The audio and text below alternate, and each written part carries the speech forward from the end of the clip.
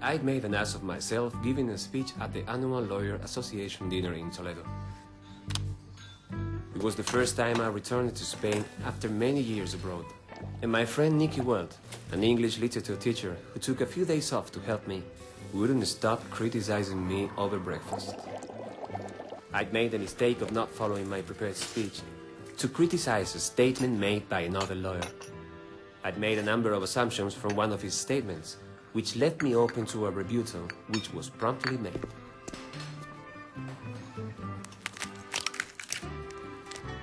I kept trying to explain myself, but Nicholas Weld, who could never drop his pedagogical manner, treated me like one of his students, replied. That's no excuse. I know I ran the risk of making a fool of myself, but everything I said, it made sense, though. That's just the problem, my dear friend. If you draw conclusions from what you read or hear, you're generally wrong. Okay, hurry up. You have an hour and a half to deliver the speech. How can you wake up and eat that? You're a lawyer. You should know. In some cases, the hard thing is not to discover what the speaker wishes to convey, but rather what he wishes to conceal. And for Christ's sake, stop chewing that bloody thing. Coffee's cold. I suppose you're referring to cross-examination of witnesses in court. Well, there's always an opposing counsel who will object if the conclusion is illogical. Who said anything about logic? A conclusion can be logical and still not be true.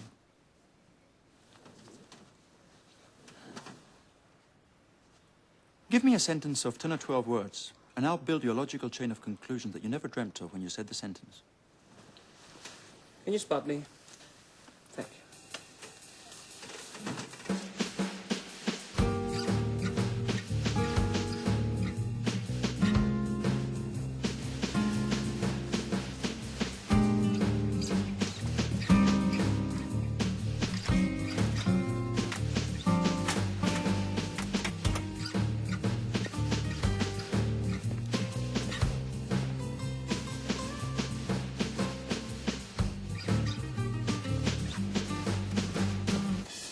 Caminar 13 kilómetros no es broma, especialmente si llueve. What? A 9-mile walk is no joke, especially in the rain. Sure. What the hell are you talking about? Well, it's a sentence, and it has 10 words. 9-mile walk is no joke, especially in the rain. 11. So what about it? Well, you said that giving a sentence of 10 or 12 words.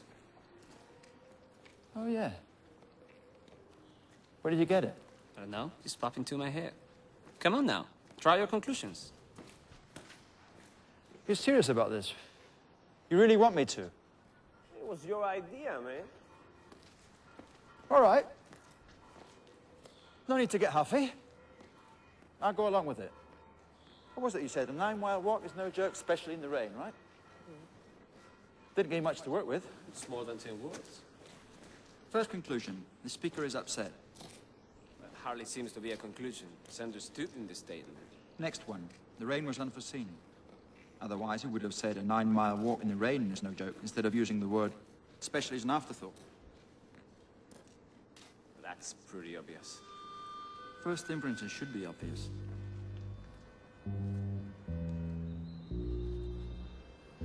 Next conclusion, the speaker is not an athlete nor an outdoorsman. Oh, you're gonna have to explain that one. Well, the speaker does not say that a 9-mile walk in the rain is no joke, but merely the walk. Just the distance, mind you, is no joke. Now, 9 miles is not such a terribly long distance. You walk more than half that in 18 holes of golf. And golf, they say, is an old man's game. I play golf. Well, that would be all right under ordinary circumstances. But there are other possibilities. The speaker might be a soldier in the jungle, in which case 9 miles would be a pretty good hike. Rain or no rain. Yes, one-legged. For that matter, the speaker might be a graduate student writing a PhD thesis on humor and starting by listing all the things that are not funny. See, here I have to make a couple of assumptions before I continue. What do you mean? Well, remember, I'm taking this sentence out of the blue. I don't know who said it or what the context is.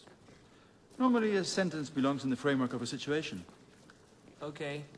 What assumptions do you want to make? For one thing, I want to assume that the intention was not frivolous, that the speaker is referring to a walk that was actually taken, and that the purpose of the walk was not to win a bet or something of that sort. Yeah, that seems reasonable enough.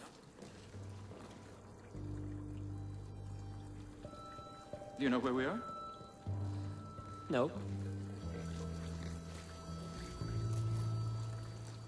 I also want to assume that the walk took place here. You mean in Toledo? Not necessarily. I mean, in this general section of the country. Fair enough. Just today, it rained the whole night.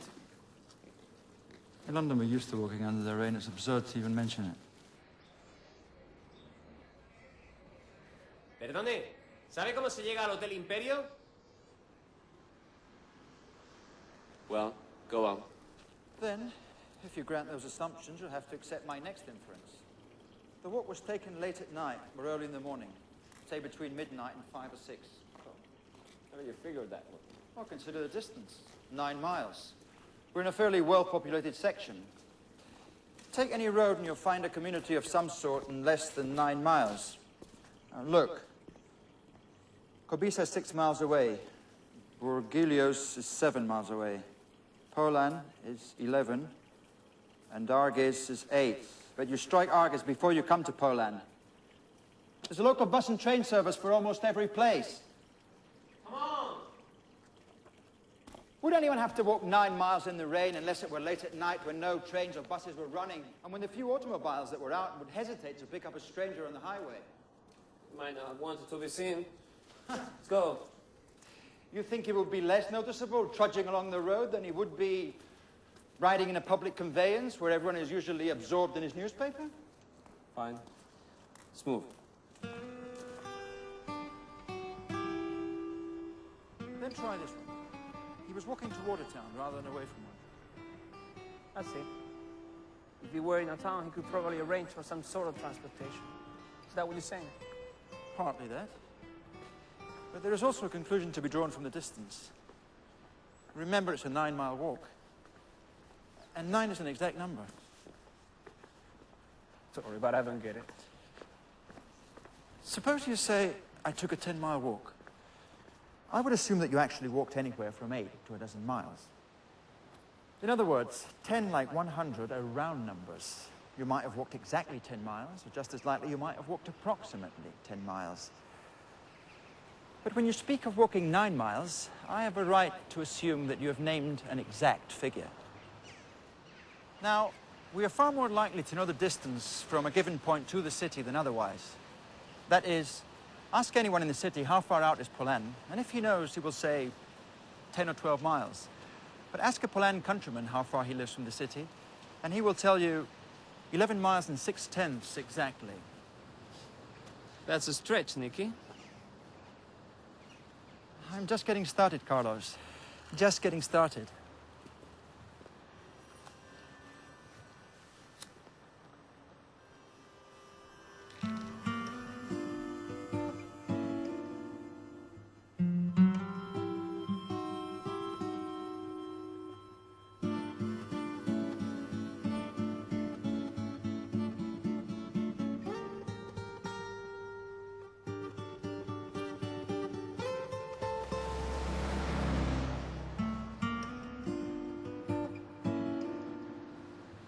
He was obviously going to a specific place at a specific time. It's not like if he was looking for help because his car broke down or something. Well, come now. The car breakdown is the most probable situation. Rather than walk 9 miles in the rain, he would have curled up in the back seat and gone to sleep. Or at least stayed by his car and tried to draw the attention of another motorist. Remember, it's 9 miles. What would be the least it would take him to hike it? 4 hours? Certainly no less, considering the rain.